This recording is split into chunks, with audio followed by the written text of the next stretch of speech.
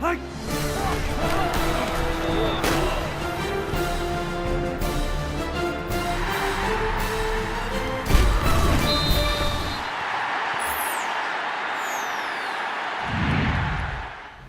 I hate to go really off topic on you, but 10 years ago, post 9/11, there was no football that weekend. Wonder how you spent that weekend and just what your recollections are.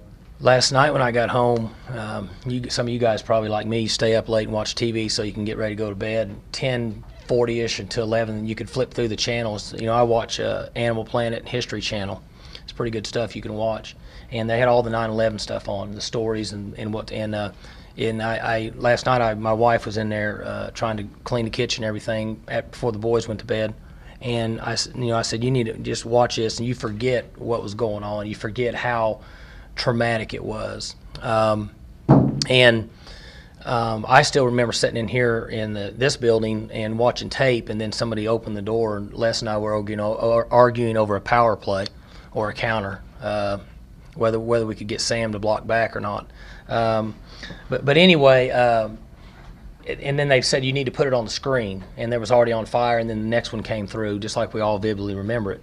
And then we were going to practice that day, and then at some point somebody said, you guys, you cannot practice.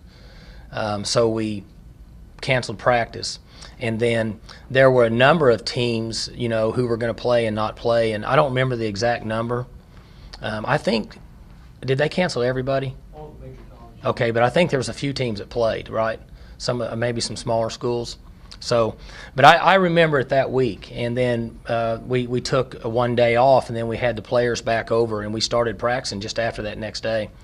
And but it had an effect on all of us, no question, coaches, and it even affected the players as young as they were.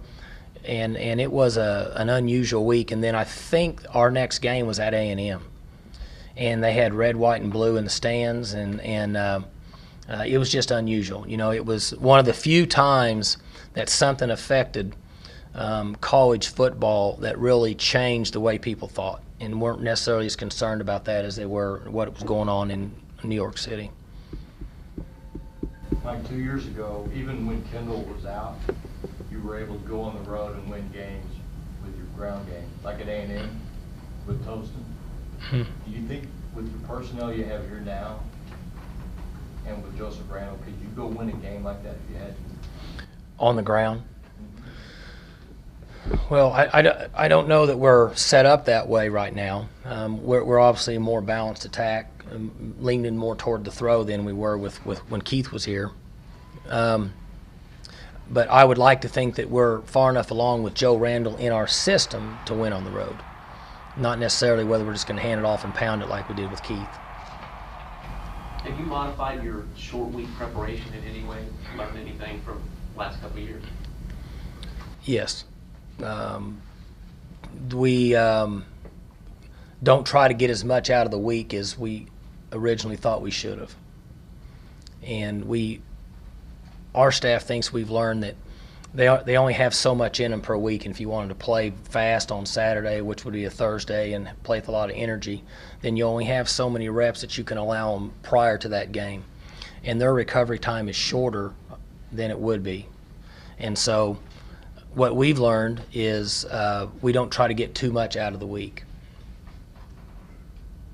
But you got NFL games to start this week. Do you kind of keep track of some of your former players and how they're doing in the pros? I get updates on how they're doing and guys that made the team and guys that made the practice squad, because I'm interested in following those guys. And we do use those players as an example to our team.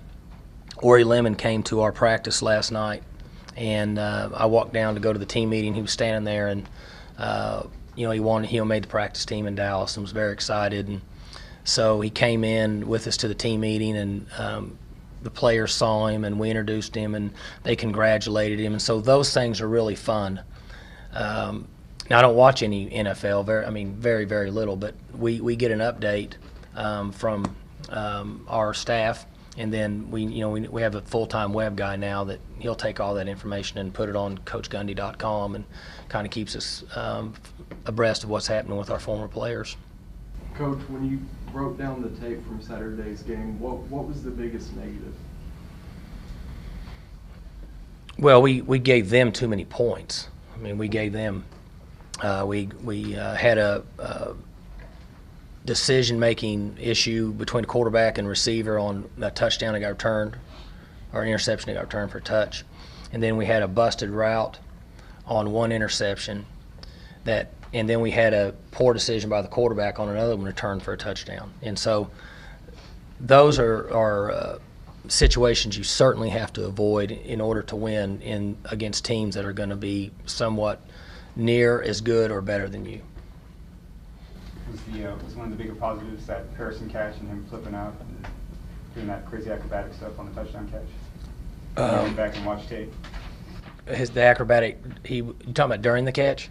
Yeah. Oh, I thought you meant he did something afterwards. I didn't see it. I was going to run him after practice today. I thought he did like a backflip or something. I didn't know what you're talking about.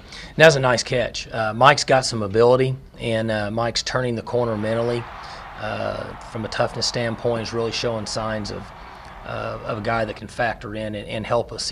Mike's big. Mike's 215 pounds or so and can really get up there and make plays. So he's by far or has got a long ways to go to being the finished product, but he's certainly getting better.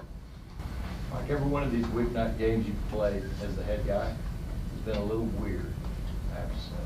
You just keep agreeing to play in these games. Do you remember how many you've played this as be your fifth? Florida Atlantic was a weird game. That was weird because when we snapped the ball, they rolled back most of the time. That's how bad we were. We couldn't even get it to the quarterback in the air. There was how many? About 100. I don't think there was that many.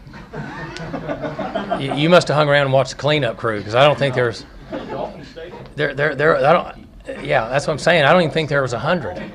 Yeah, I'm with you. And it was dirt. We were playing on dirt. Yeah. Troy, we had a lightning delay for an hour and a half or something. Yeah. Hoping this will be a little cleaner. Yeah, you haven't had really a routine kind of ball game. Right. That'll make me sleep good this week, Bill.